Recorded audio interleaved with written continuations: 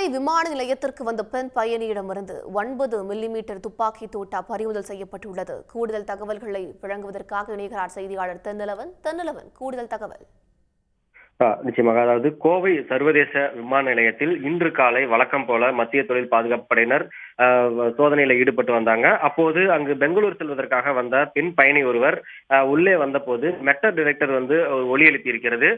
இதனால் சந்தேகமடைந்த பாதுகாப்பு படையினர் அந்த பெண்ணை நிறுத்தி அவரது உடைமைகளை சோதனை செய்தார்கள். அந்த சோதனையின் போது உள்ளே பாத்தீங்கன்னா 9 mm துப்பாக்கி தோட்டா இருந்தது தெரிய வந்தது. மேலும் அந்த பெண் பயணி கோவையை சேர்ந்த சரளா ராமகிருஷ்ணன் என்பதும் தெரிய வந்தது.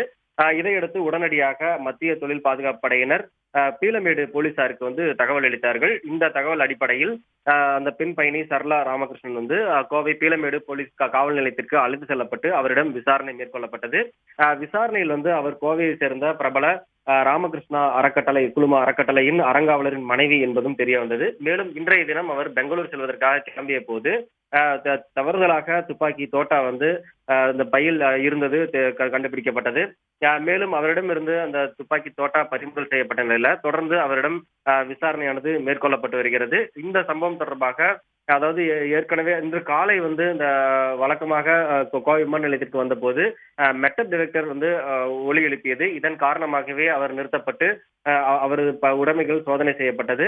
இந்த அடிப்படையிலேயே தற்போது இந்த துப்பாக்கி தோட்டா பறிமுதல் செய்யப்பட்டு கோவை பீளமேடு போலீசார் விசாரணை மேற்கொண்டு வருகிறார்கள். விவரங்களுக்கு நன்றி தென்னலவன். உடனுக்குடன் செய்திகளை தெரிந்து கொள்ள சன் நியூஸ் பெல் ஐகானை கிளிக் பண்ணுங்க.